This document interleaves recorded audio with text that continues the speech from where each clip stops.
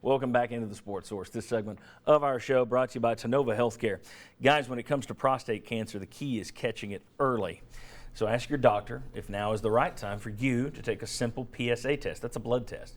That's all it is a blood test. Ask your doctor if it's the right time for you to take that test. If you do find out that you're in for a prostate cancer battle, make your first call to Tennova's Men's Health Center of Excellence. You're going to get an answer to your every question. There are a lot of people advertising different methods, different treatments. Turn to Tennova. They can answer your questions better than anyone. And be sure you get all the right answers if you are dealing with prostate cancer.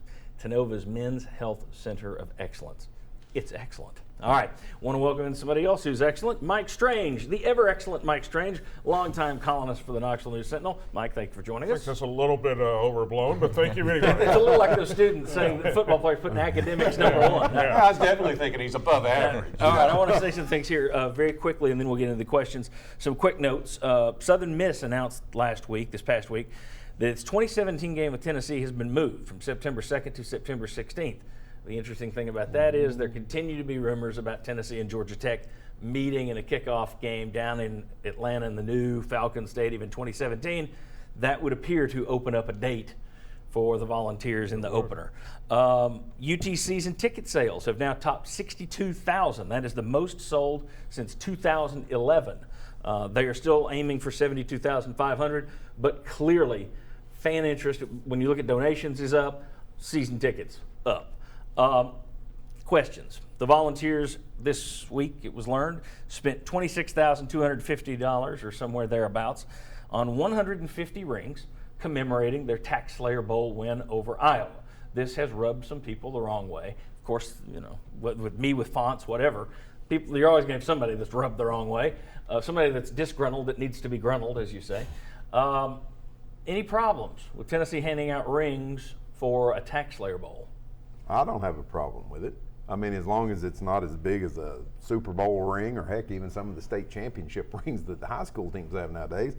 I mean, why not? Give kids a memento to take with them. Most of them aren't going to go play in the NFL, and that gives you something to have for the rest of your life. I have no problem with it. Did it strike anybody as a little bit like youth soccer where everybody gets a trophy? Everybody gets a Except trophy. in this case, somebody actually won something. Well, everybody does get to go to a bowl, though. Yeah, I mean, you're one of 40 teams to have a ring. Do you have a problem with it? Well, no, I don't have a problem with it, but if we're just going to pick at it right here, I saw some former players, you know, kind of maybe tweeting or saying, you know, well, we didn't get a ring when we went to whatever bowl, and I wonder what their ring policy is. I know in other sports, teams have competed for national championships and didn't get a ring. So I, just wonder what their policy is. Good question. Guys, you have a problem with the rings? It's clearly a reminder of the standard dropping from where a decade ago we debated should Tennessee get SEC East rings. Right. Now we're talking about rings for a bowl game. Also, I don't have a problem with them getting rings, by the way.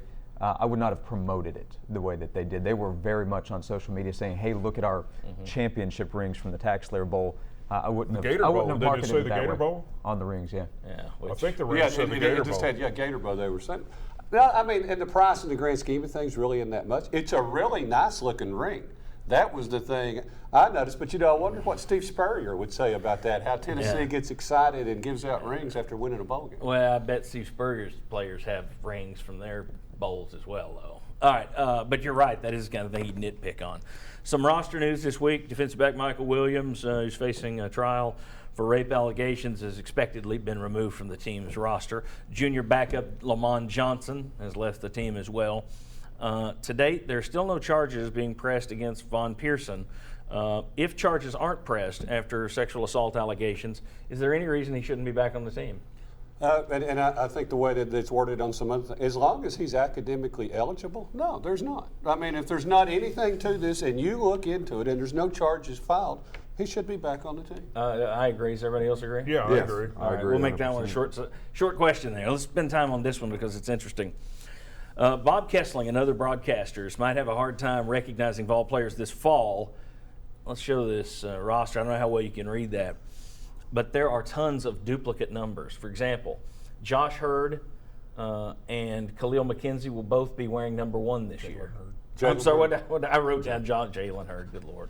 Pig Howard and Shy Tuttle. Oh, that'll be the only thing. It's on Twitter from this whole show. He said Josh Hurd. I heard him. Josh is a great name, though. Yeah, exactly. I was looking at you, John. It's not as good as Chuck. Pig Howard, Shy Tuttle both wearing number 2. Micah Abernathy, Josh Malone both wearing number 3. You've got 2 number 5s, 6s, 7s, 8s, 9s, 10s, 11s, 12s, 13s, 14s. You got 3 number 17s. And we're not talking about just walk-ons here. Now, it's offense, defense. I think this is clearly evidence that the coaching staff is promising these players you get to wear whatever number you want if you sign with us. You got a problem with that? Because an announcer who's used to seeing Jalen Hurd as number 1, you're going to slip and say that when it's Khalil McKenzie out there. That's just going to happen. I've never seen a team with this many duplicate numbers. Any issues with this?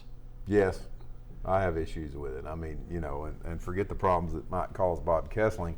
I just think if you promise those kids those numbers, that's something to me I've never liked, is a lot of duplicate numbers.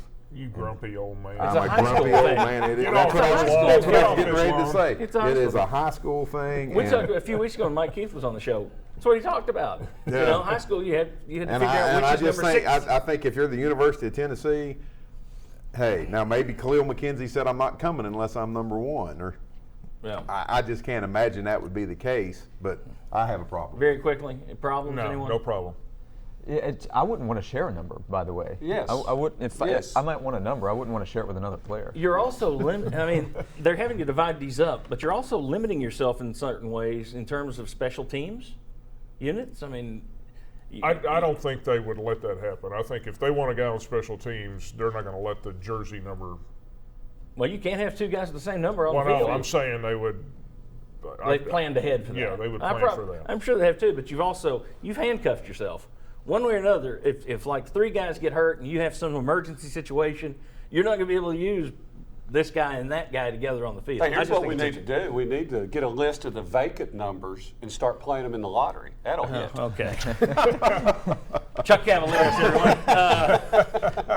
While we're talking football, just a little note there. This will make Tennessee fans happy. I get a call yesterday. My dad was at Westtown Mall. He's in a store. He's in line with a couple other guys. And he says, "Hey, how you doing?" And the 2 young men are like, "Hello, hi, sir. I'm so and so." Very friendly, very mannerly. He called me and said their names were Drew Richmond and Preston Williams. So once again, pretty good example that Butch Jones isn't just getting good football players.